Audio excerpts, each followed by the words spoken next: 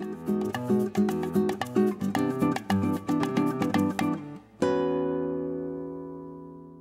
everyone, I'm Heidi Billotto, host of Charlotte Living's Culinary Online. And today we're in the kitchens of Johnson & Wales with my friend Mark Allison. Mark is the Dean of the Culinary School here at Johnson & Wales.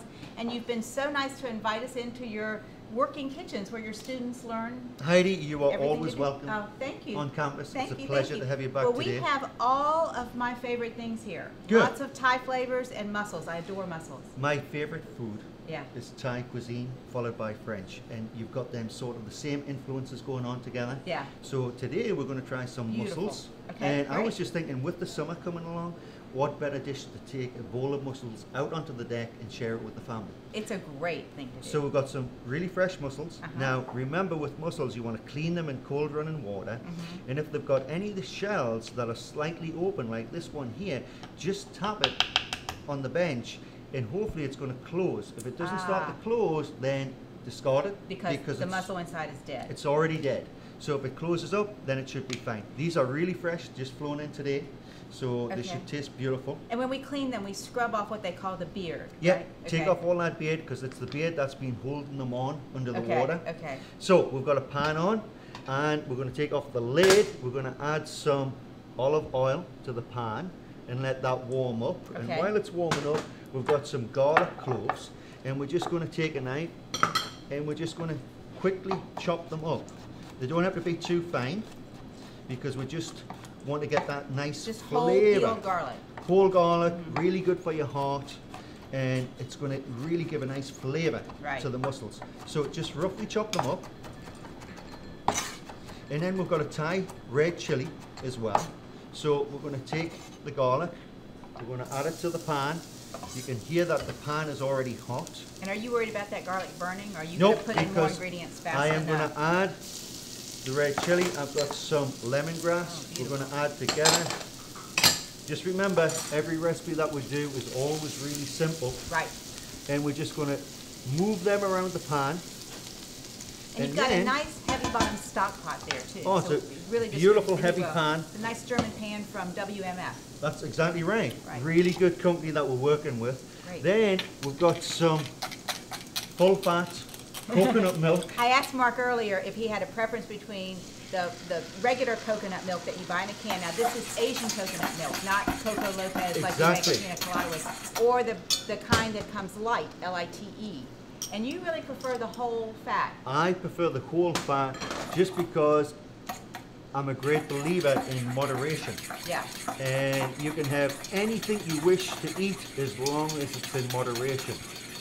I would rather have something that's full of flavor and really nice to eat than reduce the fat, reduce the carbohydrates, reduce the calories, and then think I can have twice as much of it. So we have got our coconut milk in there. We're going to add a little bit more. We've got our Thai curry flavorings, and we've got some fish stock that's also going to be added.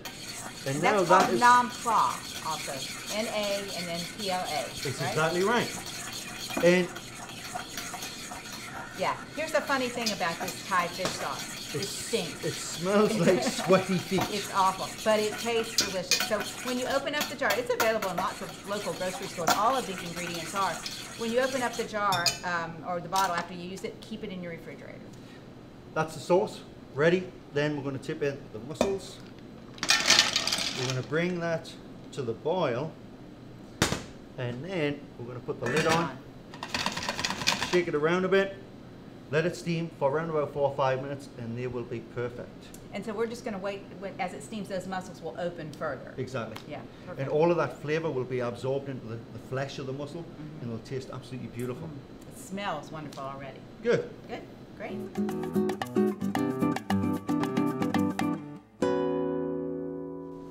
Okay, so the mussels have been in the pan for around about 4 or 5 minutes. We're just going to remove the lid. You see all that steam coming off. It smells. Oh, it smells so good. And beautiful. It's so simple. So simple. We've got some chopped cilantro, and we've got some chopped parsley that we're just going to add. We're going to stir this one more time.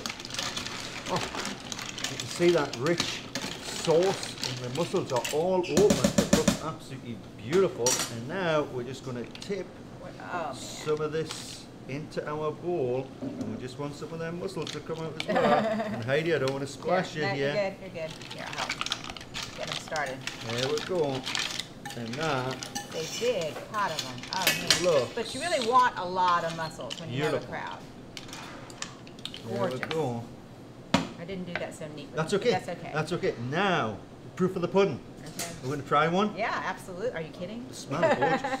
This looks great. So they just come right out of the shell. Always have another bowl there so that people can dump the shells somewhere. I'm going to dip mine in the sauce. I should. Oh man, so good. They're just the right amount of spice too. That's beautiful. Delicious. I should be a chef. I'll come to your house for mussels anytime. Anytime. Always in the summertime, always on the deck. Perfect. Mark, thank you so much. Thank you. You guys go get some mussels and enjoy. I'm Heidi Billotto with Charlotte Living's Culinary Online.